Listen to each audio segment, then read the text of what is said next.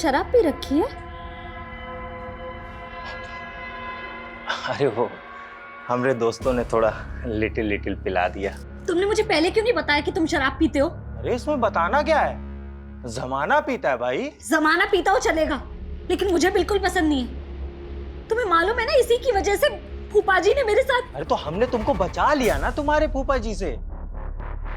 चलो अब हमारा मूड मत ऑफ करो, आज हमारी फर्स्ट नाइट है भाई। क्यों गणेश? तेरी इतनी औकात है?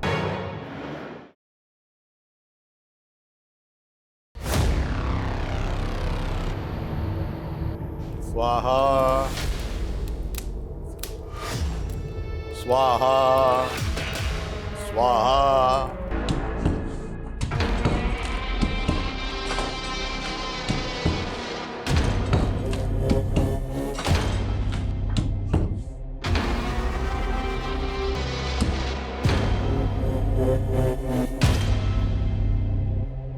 ये तो कंकाल है। वो तो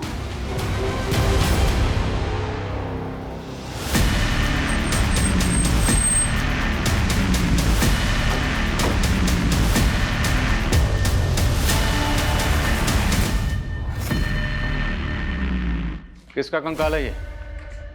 किसको मारकर गाड़ा है यहाँ पे? सर हमें कुछ नहीं मालूम, हमारा कोई लेना देना नहीं है इस कंकाल से।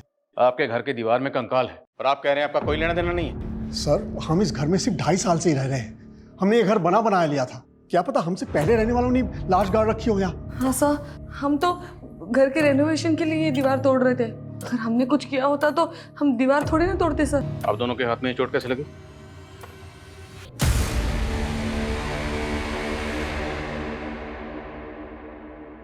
पूनम, पूनम, थोड़ी देर ये पढ़ाई छोड़ दे और चाय नाश्ता कर ले। पढ़ाई में ऐसे खो जाती हो ना, तुम्हें खाने पीने का बिल्कुल ध्यान नहीं रहता। लो खाओ। हुआ क्या बताऊं, इस इकोनॉमिक्स ने ना होश उड़ा रखे मेरे। पिछली बार ग्रेड्स कमाए थे ना, तो मैंने ठान लिया था कि इकोनॉमिक्स में तो मुझे टॉप करना है, इसीलिए। तुझ जैसी लगन हो ना, जिंदगी में कोई पीछे रह ही नहीं सकता। लेकिन आज भी तू मुझे बुआ बुआ बोलती है, माँ नहीं बोल सकती। बुआ? कैसी बातें कर रही हो आप, तो माँ से बढ़कर हो। चलो ठीक है, अब से मैं आपको माँ ही कहूंगी। अच्छा चल जल्दी से नाश्ता कर ले, मैं बाजार जाके सब्जी लेकर आती हूँ।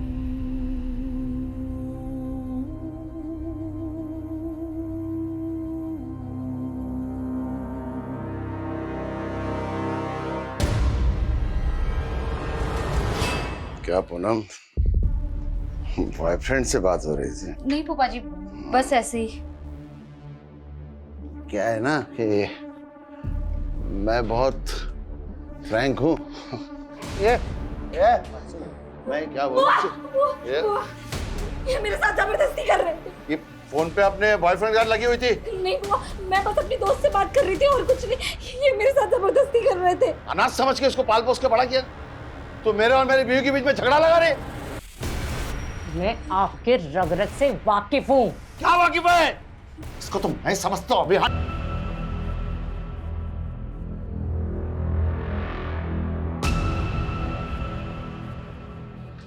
लोग इस घर में नहीं रह सकते। मैं घर सील करना होगा जब तक जांच पूरी नहीं होती। मेरा भाई यही नजदीक में रहता है, हम वहाँ चले जाएंगे। हमसे पूछे भी ना, आप दोनों मुरादाबाद से बाहर मत जाइए।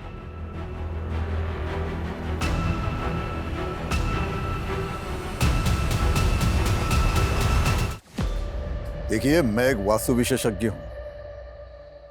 नीलू के घर की वो दीवार मुझे वास्तु के हिसाब से ठीक नहीं लगी, उचित नहीं थी, इसलिए तुड़वा दी।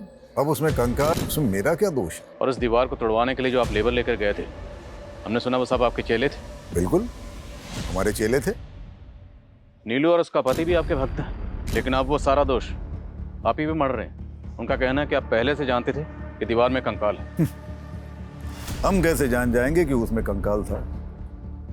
अगर जानते तो तुड़वाते क्यों?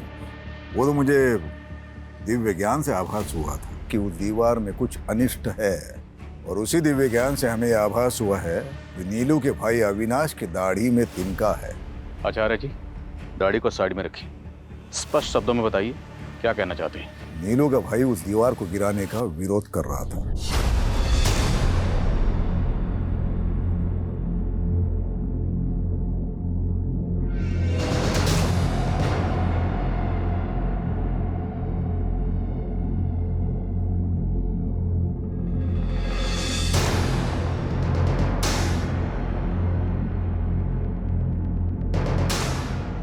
दीदी ये सब क्या हो रहा है? दीवार में कुछ गड़बड़ है, कोई बाधा है इसमें। तोड़ दो इस दीवार। अरे बंद करो ये नाटक। ये क्या पागल बना रखा है मेरे दीदी और जीजा जी को? और दीदी तुम क्यों इस पाखंडी के चक्कर में पड़ी हुई हो? ये तो अपनी दक्षिणा ले जाएगा और इसके कहने पे तुमने तोड़फोड़ करवा दी ना, तो फालतू के खर्चे में आ जाओगी। ये लो, तुम्हारे भाई को हमारा अपमान करने के लिए बोला यहाँ पर। अरे चुप करिए आप। चुप करो अविनाश। अगर गुरुजी के खिलाफ एक शब्द भी बोला ना तो मुझसे बुरा कोई नहीं होगा। चुप। आपने भी कुछ हम उल्टे सीधे काम नहीं किए। नौटंकी नहीं है, पूजा की विधि है। अब बलि तो नहीं चढ़ा सकते, तो सांकेतिक रूप से उस पूजा को संपन्न किया, कोई गुनाह है? और अगर हमें आपके खिलाफ कुछ मिला तो आपके सारे दोष दूर कर दूंगा। हमसे पूछे बिना शहर से बाहर मत जाइएगा, उचित होगा।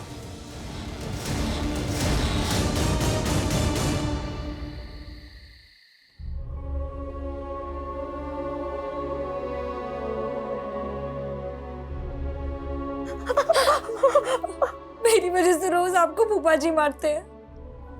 इससे जब मैं कहीं चली जाती हूँ, सच में तू कहीं नहीं जाएगी और मेरे रहते हुए आदमी तुझे हाथ भी नहीं लगा सकता।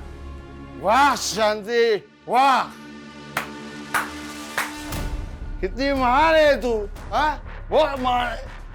गैरों को भी अपना बना लेती है तू, लेकिन मैं किसी पे एहसान करता हूँ तो पूरा वसूल करता हूँ। अरे इसी कर्म के वजह से ना भगवान ने कभी अपनी औलाद नहीं दी हमें। तेरे को उसको बेटी बनाने का है ना, बनाओ। पर तुम दोनों को इधर चैन से रहने गए तो मेरी बात मान लो, घर की बात घर में ही रहेगी। हट हट।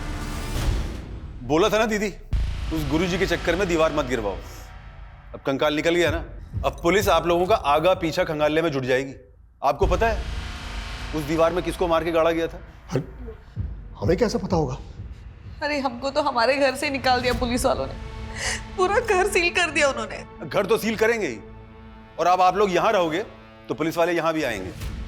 यानी तू कहना क्या चाहता है? हमारे बुरे वक्त में हमें अपने घर में भी नहीं रखेगा? अरे जीजा जी कैसी बातें कर रहे हैं आप रहो ना आराम से जब तक रहना है। बल्कि मैं एक काम करता हूँ, आप लोगों के लिए कृतिका का कमरा साफ करवा देता हूँ।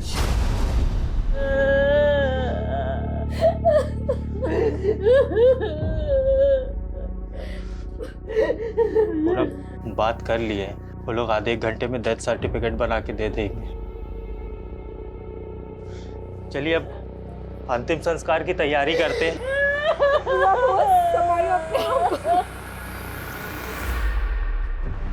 डिटेल पोस्टमार्टम रिपोर्ट के हिसाब से वो कंकाल किसी लड़की का जिसकी उम्र 20 से 30 साल के बीच में नहीं होगी। हालांकि मौत कब हुई होगी डॉक्टर इसका सही से पता नहीं लगा पाए, पर उनका अंदाजा है कि मौत 2 से 3 साल पहले हुई होगी। सर मनोज कह रहा था कि वो और उसकी वाइफ लक्ष्मी सदन में कुछ 2.5 साल पहले रहने आए थे, लेकिन अगर उन्होंने ऐसा कुछ किया होता तो वो दीवार तोड़वाते ही क्यों? लेकिन वो बाबा नवल किशोर, उसकी बातें भी कम उल्टी पुल्टी नहीं, किसी को भी क्लीन चिट नहीं दे सकते। और ये भी पता करो कि लक्ष्मी सदन में मनोज और नीलू से पहले कौन रहता था। सर पता चला है कि नीलू के भाई अविनाश की बेटी पिछले 2.5 साल से गायब है। अविनाश की बेटी? ये लड़की अविनाश की सगी बेटी नहीं थी सर। अविनाश और उसकी बीवी ने कृतिका को गोद लिया था। अविनाश की बीवी तो काफ़ी पहले गुजर गई थी, लेकिन 2.5 साल पहले तक कृतिका अविनाश के साथ ही रह रही थी। और सर लक्ष्मी सदन के कुछ नेबर्स के साथ भी बात की मैंने। एक नेबर ने बताया कि नीलू और मनोज 2.5 साल पहले घूमने के लिए आए थे। उस दौरान अविनाश का वहाँ काफ़ी आना जाना था। और सर अविनाश ने अभी तक सबको यही कहा है कि उसकी बेटी कृतिका 2.5 साल पहले किसी लड़के के साथ भाग गई थी। तो क्या ये केस ऑनर किलिंग का केस है? और लक्ष्मी सदन की दीवार में हमें जो कंकाल मिला, क्या वो कंकाल अविनाश की बेटी कृतिका का है? कुछ भी बोले जा रहे हैं आप। अब जबरदस्ती उस कंकाल को कृतिका का बता रहे हैं। आप तो चाहते ही नहीं थे कि दीवार टूटे, क्योंकि दीवार टूटती कंकाल बाहर आता और आपका राज भी। अरे सर मेरी बेटी जिंदा है। कहाँ है कृतिका? यही तो मालूम नहीं है कि वो उसे बहकाकर ले कहाँ गया है। कौन, किसकी बात कर रहे हैं? समीर, यहीं पास के इलाके में अपनी चाची के साथ रहता था। वही मेरी बेटी को बहका रहा था।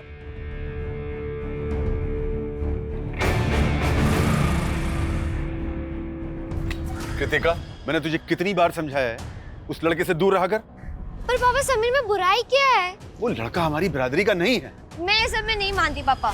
उस लड़के ने कृतिका का दिमाग खराब कर रखा था और वही हुआ एक दिन कृतिका उस लड़के समीर के साथ भाग गई। और आपने पता करने की कोशिश नहीं की कि आखिर आपकी बेटी है कहाँ? मैं उस लड़के की चाची से मिलने गया था, लेकिन उसकी चाची ने भी कुछ नहीं बताया और बदनामी के डर से पुलिस में कंप्लेंट नहीं कर पाया। पुलिस कंप्लेंट इसलिए नहीं की क्योंकि आप कान करके बैठे हुए। उस लड़के के बारे में बताइए जो कृतिका को लेकर भागा। अब हम पता करेंगे कि कृतिका कहाँ है। आंटी जी, जो लिखा होता है उसे टाला तो नहीं जा सकता। आप लोगों को किसी भी तरह की कोई भी परेशानी हो, कुछ भी जरूरत हो, हमसे बोलिएगा, हम हैं अभी।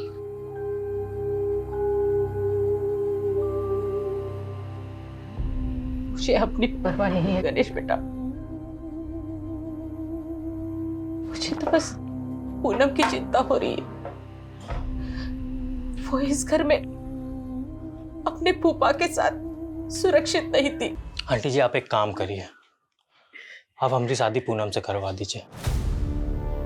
ये क्या बोल रहे हो गणेश? पूनम, हम जानते हैं तुम हमारी दूर की मौसी की बेटी हो, पर आंटी जी, हमारी मम्मी भी तो यही चाहती थी कि हमारी और पूनम की शादी हो जाए।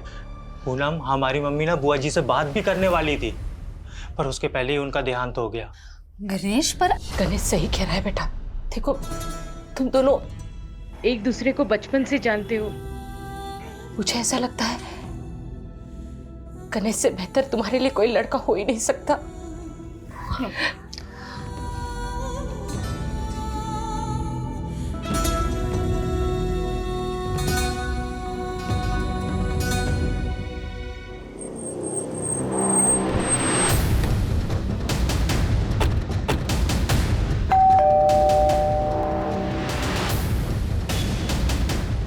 समीर यहीं रहता है?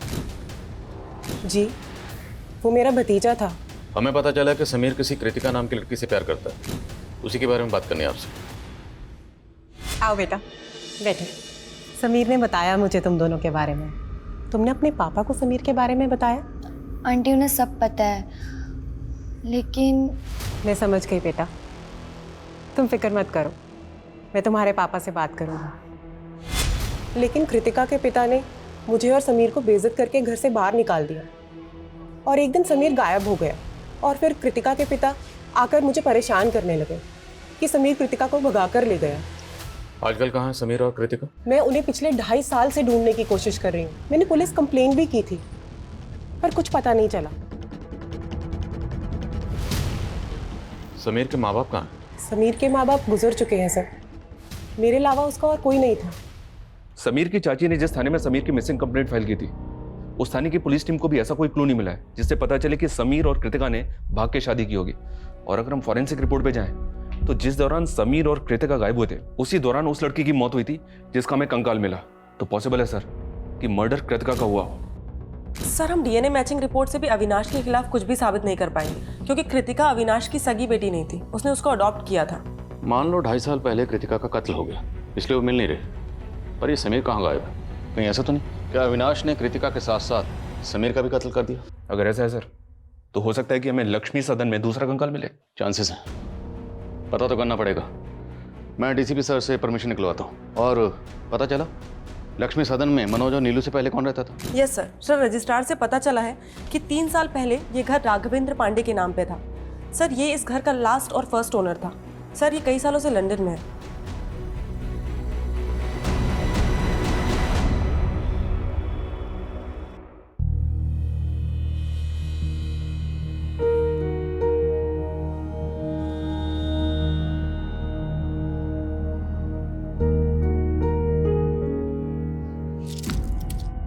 तुमने शराब पी रखी है? अरे वो हमारे दोस्तों ने थोड़ा लिटिल पिला दिया। तुमने मुझे पहले क्यों नहीं बताया कि तुम शराब पीते हो? अरे इसमें बताना क्या है, जमाना पीता है भाई। जमाना पीता हो चलेगा, लेकिन मुझे बिल्कुल पसंद नहीं है। तुम्हें मालूम है ना, इसी की वजह से फूफा जी ने मेरे साथ। अरे तो हमने तुमको बचा लिया ना तुम्हारे फूफा जी से। चलो अब हमारा मूड मत ऑफ करो, आज हमारी फर्स्ट नाइट है भाई। क्यों गणेश? तेरी इतनी औकात है?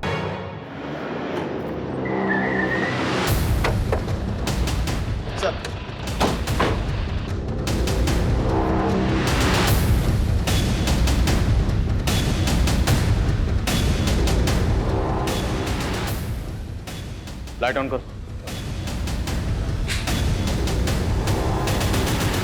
पूरे घर को अच्छे से स्कैन करिए, एक एक कोना। Okay sir.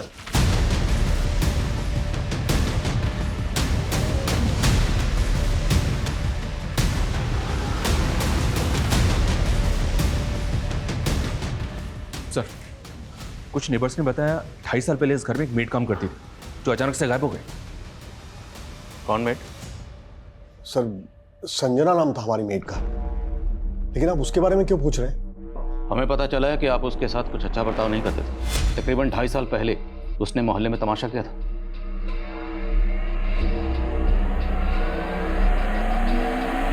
मैंने आप लोगों से उधार क्या मांग लिया? नौकर बना कर रखोगे, मार मार कर काम कराओगे मुझसे। क्यों झूठ बोल रही हो संजना? हाँ, और क्या जरूरत है इतना तमाशा करने की? देख संजना, तमाशा मत कर बेकार में। जो भी तुझे कहना है अंदर जाके कर। चल। एक नंबर की नौटंकीबाज औरत थी वो। तिल का ताड़ बना के रखा था उसने। इसलिए आपने कंकाल बना दिया उसे? ये कैसी बातें कर रहे हैं आप सर? हमें पता चला कि उसके बाद से ही वो गायब है। लेकिन सर उसके बाद तो वो अचानक काम छोड़ के अपने गांव चली गई थी। तब तो गांव में मिलनी चाहिए। एड्रेस बोलिए गांव का। सर, एड्रेस तो नहीं है हमारे पास। जिस एजेंसी के जरिए उसको काम पर रखा था उस एजेंसी का एड्रेस तो होगा? नहीं सर, किसी एजेंसी के थ्रू हमने काम पर नहीं रखा था उसे। वो खुद ही घर आई थी काम मांगने के लिए। कहती थी मंजुलापुरा में कहीं रहती है, लेकिन वहाँ एग्जैक्टली कहाँ है ये हमें नहीं मालूम सर। ठीक, फोन नंबर बोलिए उसका। सर, उसके पास फोन नहीं था।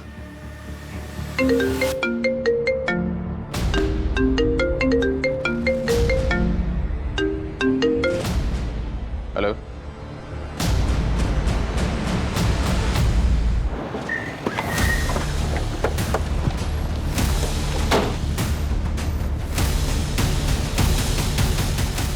सर, एक डाउट है। ये देखिए, फर्श की ये टाइल्स एक ही कलर डिजाइन की है और ये टाइल्स बाकी टाइल्स के मुकाबले ज्यादा नहीं लग रही हैं।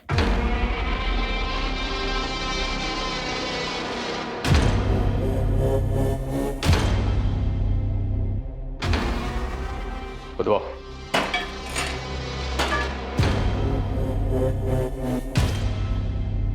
एक मिनट विशाल, मिट्टी हटाओ।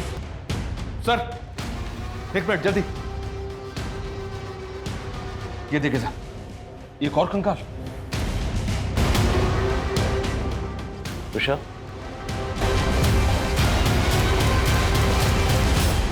शर्मा, सब जगह खुदवाओ। पता नहीं और कितने राज दफन है इस लक्ष्मी सदन में।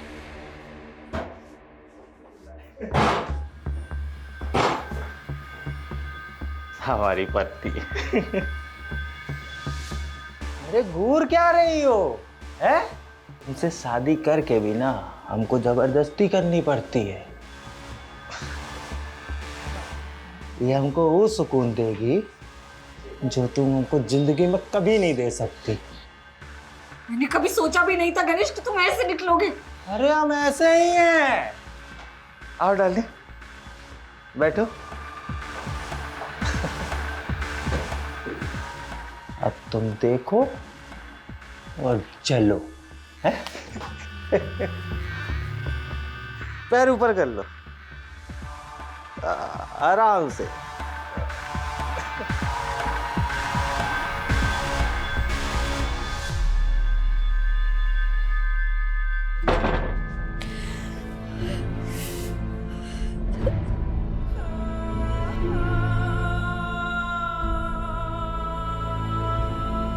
पूनम, कैसी है तू?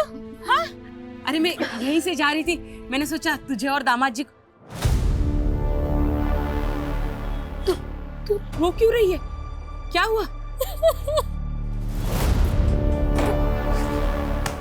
उठ उठ, तेरी इतनी हिम्मत? हाँ, मेरे बेटी को ऐसा कैसे दे सकती? बुढ़िया, ये मेरी माँ पे हाथ उठाया। तुझे तो मैं बताती हूँ, तू रुक। सर, एक कंकाल को एग्जामिन करने के बाद पता चला है कि ये कंकाल 18 ईयर्स एंड अबव किसी लड़के का है सर। क्या? तो डॉक्टर, क्या लड़के की मौत भी उसी दौरान हुई होगी जिस दौरान लड़की की मौत हुई, जिसका कंकाल हमें लक्ष्मी सदन की दीवार में मिला? मैं आपको डिटेल रिपोर्ट जल्दी सेंड करता हूँ। ये चेन हमें कंकाल पे मिली थी। क्या समीर ऐसी चेन पहनता था? मैम मुझे ठीक से याद नहीं आ रहा है, पर आप ये सब क्यों पूछ रही हैं? देखिए हमें लगता है कि कृतिका के साथ साथ समीर का भी मर्डर हुआ है।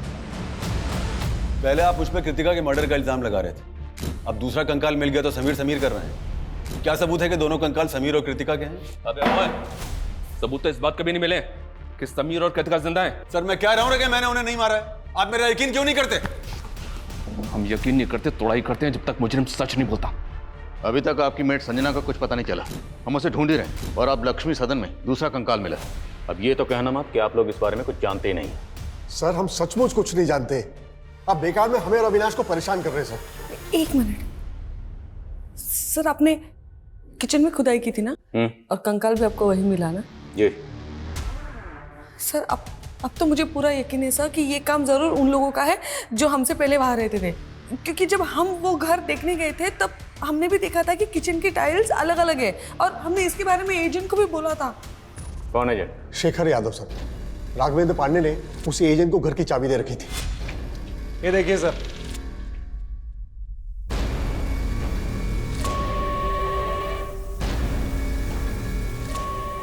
आइए सर, एक रूम और है, बहुत खूबसूरत है, आपको दिखाता हूँ, आइए। एक मिनट क्या हुआ सर? ये फर्श तो बहुत अजीब ढंग से बनी हुई है, ना टाइल्स मैचिंग है ना ठीक से लगे हुई है। अरे सर बहुत छोटी सी चीज़ है, डोंट वरी, सब हो जाएगा। हाँ जी। एक मिनट, लेकिन डील फाइनल करने से पहले हमें ओनर से मिलना है। हाँ जी बिल्कुल, पर वो फिलहाल तो लंदन में है सर। उनका ये कहना है कि एक बार जैसे ये डील लॉक हो जाती है तो रजिस्ट्रेशन के लिए इंडिया आ जाएंगे। सर ओनर तो सिर्फ डॉक्यूमेंट साइन करने के लिए आए थे सर, लेकिन उस वक्त लक्ष्मी सदन का करता धरता ये एजेंट शेखर यादव ही था। क्या सर, लक्ष्मी सदन में 2 कंकाल मिले हैं? ओ एजेंट, हमारे साथ ड्रामा मत कर। लक्ष्मी सदन का सौदा तुमने करवाया था ना? सर मैंने करवाया था, पर इस बात को 2-3 साल हो गए हैं। एग्जैक्टली। ये जो मर्डर हुआ है ना, वो भी 2-3 साल पहले ही हुए। उस घर के पहले मालिक राघवेंद्र पांडे ने जाने से पहले चाबी तेरे हवाले की थी। लक्ष्मी सदन की चाबी 24 घंटे तेरे पास रहती थी, और मनोज और नीलू ने तुझे इस बारे में बताया भी था। नहीं सर, मुझे इस बारे में कुछ नहीं बताया था सर। हो सकता है ये मनोज और नीलू ने ही टाइल्स वाइल्स बदल दी हो, या हो सकता है कि फर्स्ट ओनर और सेकंड ओनर ने ये सब कांड किए हो। फर्स्ट सेकंड थर्ड जितने भी ओनर सबको घसीटेंगे। तो ये बता, लक्ष्मी सदन में किसकी लाश गाड़कर राघवेंद्र पांडे लंदन भागा? सर मुझे क्या मालूम सर, मैं बस इतना बता सकता हूँ कि ये राघवेंद्र पांडे एक अय्याश किस्म का आदमी था। उसने मुझे लंदन जाने से पहले करीब 3.5 साल पहले अपना घर बेचने के लिए कहा था। उसके बाद मैं जब भी उससे जाके मिलता था तो हमेशा नए लड़के लड़कियों के साथ रहता था। उस दौरान ये अकेला रहता था सर। अरे शेखर, कैसा है? मैं अच्छा हूँ सर, आप कैसे हैं? बस बढ़िया, बैठना। नहीं सर, थैंक यू। ड्रिंक? अरे नहीं सर, मैं ये कह रहा था, वो एक पार्टी से बात की थी आपके घर के लिए, तो 70 लाख रुपए बोल रहे हैं वो। 85 लाख रुपए से 1 रुपया कम नहीं लूंगा सर। उसके 2 दिन बाद ये मेरे ऑफिस आया और कहने लगा कि लक्ष्मी सदन 70 लाख में भी बिकवा दो। लेकिन सर तब तक वो पार्टी दूसरी डील कर चुकी थी। उसके बाद उसने चाबियां दी और लंदन चला गया, बोला कि जल्द से जल्द बिकवा दूं। बोलो शर्मा। सर, रसोई के दूसरे हिस्से में एक और कंकाल मिला है। तीसरा कंकाल? जी सर, देखते ही देखते double murder case triple murder में बदल गया सर।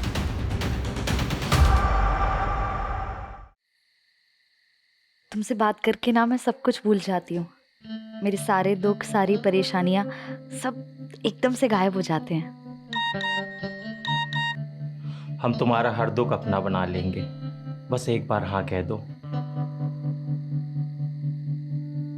मुझे लगता है कि मैं तुमसे प्यार करने लगी हूँ। रिपोर्ट से साफ है कि पहला कंकाल 20 से 30 साल की लड़की का है, और इनके अलावा अभी तक और कोई कंकाल हमें नहीं मिला सर। अभी तक हमें ऐसा लग रहा था कि समीर और कृतिका का मर्डर हुआ होगा। शर्मा मत भूलो, नीलू और मनोज की मेड संजना भी गायब। हमारे जितने भी सस्पेक्ट हैं उनमें से हम किसी को भी क्लीन चिट नहीं दे सकते। एक बार इनकी पहचान हो गई तो इस केस की चाबी हमारे हाथ में होगी। मैं कम इन सर? कम इन। सर मैंने लक्ष्मी सदन के पहले ओनर के बारे में पता किया है। राघवेंद्र अपनी बीवी नेहा और 5 साल के बेटे के साथ रहता था। सर उनका एक सर्वेंट भी था। सर लोगों का कहना है कि राघवेंद्र की अय्याशी की वजह से उसकी वाइफ से उसका बहुत झगड़ा होता था। शर्म करो राघव, एक बेटा है हमारा और तुम्हारी अय्याशी की खत्म ही नहीं होती। ज्यादा चिल्लाने की जरूरत नहीं है, वरना क्या कर लोगे? सर 3.5 साल पहले राघवेंद्र के बीवी, बेटा और नौकर तीनों गायब हो गए। राघवेंद्र ने लोगों से कह दिया कि नौकर गांव चला गया और उसकी बीवी का किसी से एक्स्ट्रा मैरिटल अफेयर था, तो वो अपने बच्चे को लेकर उसके साथ भाग गई।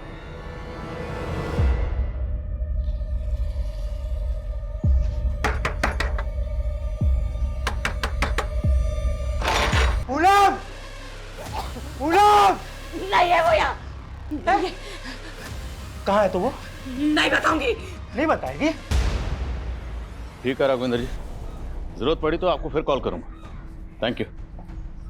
इस राघवेंद्र को इंडिया बुलाना आसान नहीं होगा। कोर्ट से इसके प्रत्यर्पण की अर्जी हासिल करने के लिए हमें कोर्ट में अपनी दलीलें मजबूत करनी होगी। इस एजेंट शेखर को बुला, क्योंकि राघवेंद्र के लंदन जाने के बाद शेखर ने ही लक्ष्मी सदन में रेनोवेशन का काम करवाया था। सर मैंने सिर्फ कॉन्ट्रैक्ट दिया था रेनोवेशन का, मैं तो उस वक्त वहां रहता भी नहीं था सर। सर मुझे लगता है कि ये रेनोवेशन करने वालों ने ही कांड किया है। रेनोवेशन का कॉन्ट्रैक्ट किसे दिया था? सर माला शर्मा। सर हमने एकदम बेस्ट क्वालिटी का मटेरियल यूज किया है, ऐसे कैसे डैमेज हो गया? चिल्लाओ मत, हमने पूरी कमिटमेंट के साथ हमारा काम किया है। अब मेरी पेमेंट में से 1% भी काटा ना तो 100% वसूलूंगी, समझे? You don't know who I am. And Rohit, you कितनी बार कहा है तुमसे, अगर मटेरियल में मिलावट करो तो ऐसे करो कि किसी को पता ना चले।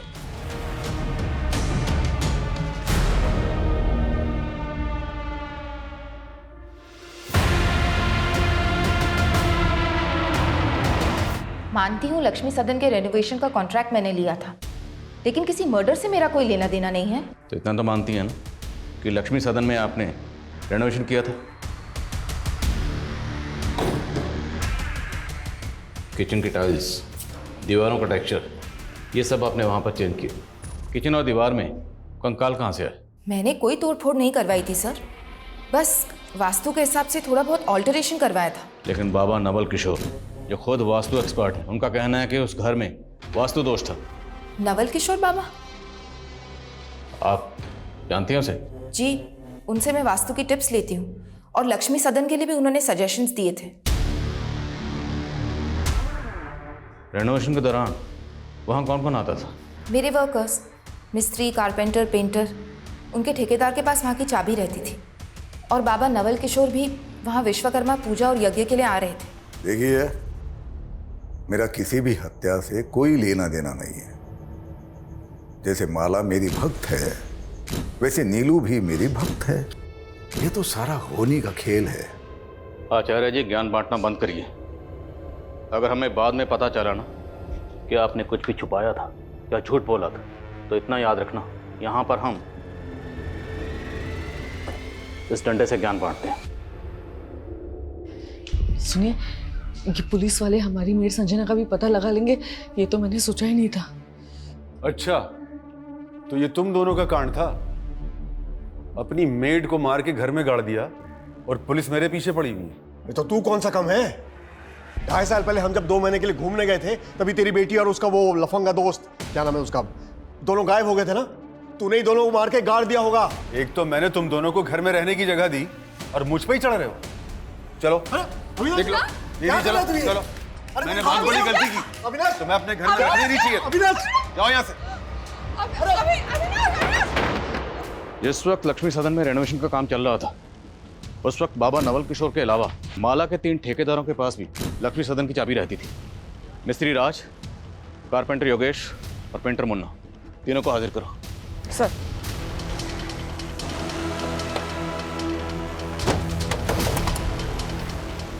राज मिस्त्री। हाँ मैडम। चल। अरे मैडम क्या हुआ? अरे चल।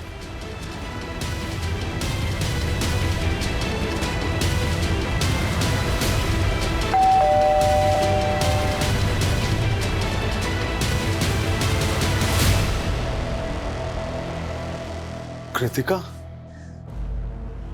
पापा, हमें हमारे दोस्त से पता चला है कि आपको पुलिस बहुत परेशान कर रही है। भले ही हमने आपकी मर्जी के खिलाफ शादी की थी, लेकिन मैं भूल नहीं सकती कि मुझ जैसे अनाथ को आपने पाल पोस के बड़ा किया है। इसीलिए हमने फैसला किया है कि हम पुलिस की गलतफहमी दूर करेंगे। उन कंकालों के बारे में मैं कुछ नहीं जानता। तेरे अलावा माला ने जिस कारपेंटर और पेंटर को ठेका दिया था, वो दोनों गायब। उन दोनों के फोन भी बंद है। अरे साहब, उनसे मेरा कोई वास्ता नहीं है। वो दोनों ना उमरा गांव में रहते हैं साहब, वही कहीं आपको मिल जाएंगे। अविनाश का फोन आया था सर, कृतिका और समीर दोनों जिंदा है। और नीलू और मनोज की जो मेट थी संजना, उसके बारे में कुछ पता चला? जी हाँ सर, उस मोहल्ले की कुछ और काम वालियों से उसके गाँव का पता चला है। वो बिहार की रहने वाली है। बिहार पुलिस को अपडेट दिया है मैंने।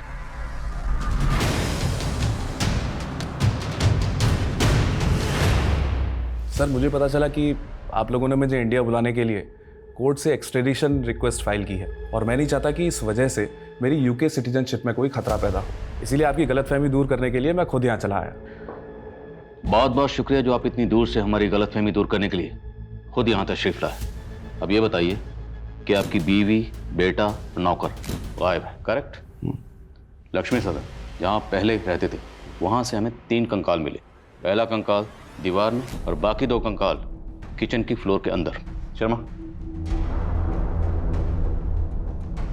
मतलब अगर इसको कोई तोड़ देगा तो छत कभी भी गिर सकती है, और अगर इसको तोड़कर किसी ने किसी को गाड़ा है तो मतलब वो कोई जानकार आर्किटेक्ट ही होगा। आपके एजेंट शेखर ने माला शर्मा नाम के आर्किटेक्ट को इसका कॉन्ट्रैक्ट दिया था, आप तो जानते होंगे। नहीं सर, मैं माला को तो नहीं जानता, और सर मेरा इन स्केलेटन से कोई लेना देना है नहीं। लेकिन आपका अपनी बीवी और बच्चे से तो लेना देना है ना? आपकी बीवी, बच्चा और नौकर कहाँ गायब है? सर एक्चुअली जब से वो लोग मुझे छोड़ के गए हैं मैंने उन्हें ढूंढने की कभी कोशिश की नहीं। अगर आप चाहें तो मैं नेटिव एड्रेस दे सकता हूँ अपनी बीवी और नौकर के। साहब हमने कुछ नहीं किया साहब, हम तो मामूली से पेंटर और कारपेंटर हैं। तो गायब क्यों हुए थे? साहब हमें काम नहीं मिला इसलिए हम गांव चले गए थे। अब जब पूछ रहा हूँ तो उसका सच सच जवाब देना। तुम दोनों ने लक्ष्मी सदन में तकरीबन 25 दिन काम किया था ना? जी साहब किया था। उस दौरान तुम लोगों को ऐसा कुछ लगा या ऐसा कोई शख्स वहाँ आया था जिस पर तुम लोगों को शक हो कि वो ये कांड कर सकता था? सर हम तो शाम 7 बजे काम खत्म करके चले जाते थे, लेकिन एक दिन लेट हो गया तो हमने देखा कि माला मैडम अपने दोस्त के साथ आई थी। माला मैडम वहाँ आए दिन आती थी, अपने दोस्त के साथ ड्रिंक करती थी। साहब इसके अलावा हमें कुछ नहीं पता सर। माला के एक दोस्त के बारे में पता करो, हो सकता है उसका अपना किसी दोस्त के साथ पंगा हो और ये माला पिन मर्डर्स में शामिल हो। और ये भी चेक करो क्या माला के बैकग्राउंड में कोई ऐसा है जो गायब है, और माला के 3 ठेकेदार, उन सब की बैकग्राउंड पता करो। सर खबरी का कॉल है। हेलो, ठीक है उसे यहाँ ले आओ। सर मनोज और नीलू की में एक संजना का पता चल गया है। गुड। साहब नीलू और मनोज जी बहुत टॉर्चर करते थे साहब, उनसे उधार क्या नहीं लिया, गुलामी बना लिया था उन्होंने, इसलिए मैं तंग आकर खुद ही मरना चाहती थी। अगर वो लोग मारपीट करते थे तो पुलिस के पास क्यों नहीं है? साहब हम गरीब लोग अगर पुलिस के चक्कर में पड़ेंगे तो हमें कहीं भी काम नहीं मिलेगा। संजना, कृतिका और समीर का तो पता चल गया है, लेकिन राघवेंद्र की बीवी, बच्चे और नौकर का अभी तक पता नहीं चला सर।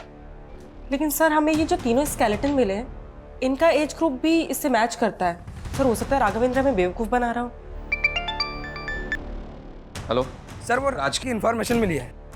राज की इन्फॉर्मेशन? बरेली की पुलिस ने उसे किसी केस में उठाया था। क्या केस था वो? सर वो तो मालूम नहीं, लेकिन पास की बस्ती में एक विधवा औरत रहती है अपने 2 बच्चों के साथ, वहाँ भी उसका आना जाना था। सर शर्मा, पता करो बरेली के कौन से थाने की पुलिस राज को उठाकर ले गई। राज को हाजिर करो।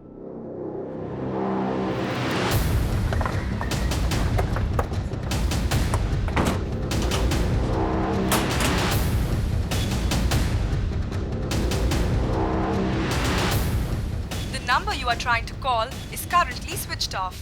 Please try again. इस राज का तो फोन भी बंद आ रहा है। एक काम करो, इसका फोन ट्रेस करो, पता करो कि ये कहाँ भाग गया है। सर वो विधवा औरत कौन है जिसके पास राज का आना जाना था? सर ये पास की बस्ती में रहती है। सर मैं नहीं जानती राशिद कहाँ है। और उसका नाम तो राज है ना? सर उसका असली नाम राशिद है, लेकिन सब उसको राजा बोलते हैं। आपका राशिद से क्या रिश्ता था? मैं एक विधवा औरत हूँ, 2 बच्चों की माँ हूँ। कुछ पैसों से मेरी मदद कर देता था और मुझे लगा था कि वो मुझसे शादी करेगा, पर सर उसने तो किसी और से शादी कर लिया। किससे शादी कर? सर कोई थी बदचलन औरत। सर राशिद से शादी करके उसी के भाई से चक्कर चला के भाग गई। जी 1.5 साल पहले एक सुसाइड केस के बारे में पूछताछ करने के लिए हमने राज को तलब किया था। किसके सुसाइड केस के बारे में?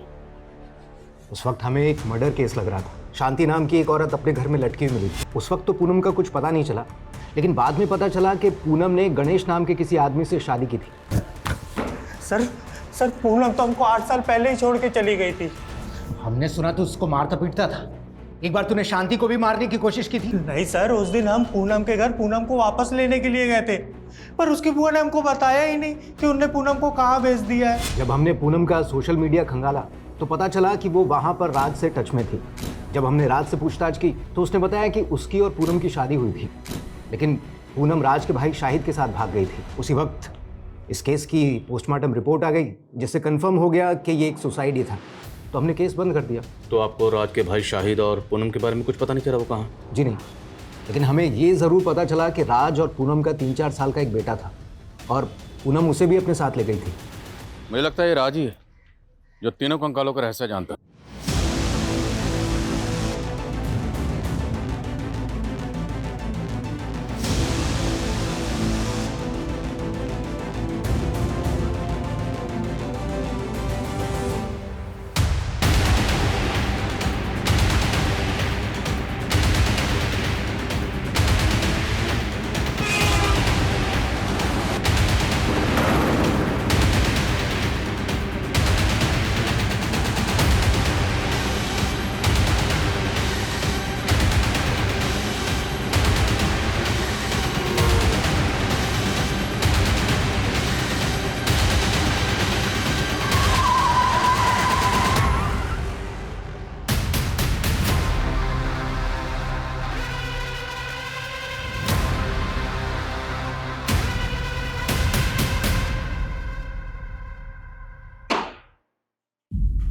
राज उर्फ राशिद, तेरे इस राज से पर्दा उठ चुका है।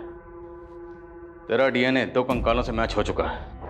पहला कंकाल है तेरे भाई शाहिद का, और दूसरा तेरे बेटे का, और तीसरा पूनम का। सोशल मीडिया पर रिक्वेस्ट भेजी थी साहब मैंने उसको, उसने तुरंत एक्सेप्ट कर ली। फिर धीरे धीरे चैटिंग शुरू होने लगी, फिर मैं उसके दिल का राजा बन गया। शादी करने के लिए तैयार हो गए साहब मेरे साथ, लेकिन उसको ये धक्का बर्दाश्त नहीं हुआ था कि मैं राज नहीं राशिद हूँ। कुछ ही दिनों बाद मुझे पता चला कि उसका मेरे भाई शाहिद के साथ चक्कर चल रहा है। मेरे से मन नहीं भरता तेरा, मेरा भाई चाहिए तुझे। मैंने तुम्हारे भाई से थोड़ी सी बात कर ली, इसका मतलब कुछ भी निकालोगे क्या? शर्म आनी चाहिए तुझे राज। अरे 4 साल का बच्चा है तेरा और पूनम का, भाई पे शक कर रहा है। उनको दिखाने के लिए मैंने उनके झूठ पे भरोसा कर लिया साहब, लेकिन अंदर से बदला लेना था ना। और उस टाइम पे मुझे लक्ष्मी सदन का ठेका मिल गया था, और उस दौरान मेरे बेटे का बर्थडे आया। सही मौका मिल गया था मुझे, तो फिर वो लोग यहाँ आए, फिर मैंने बर्थडे का केक काटा।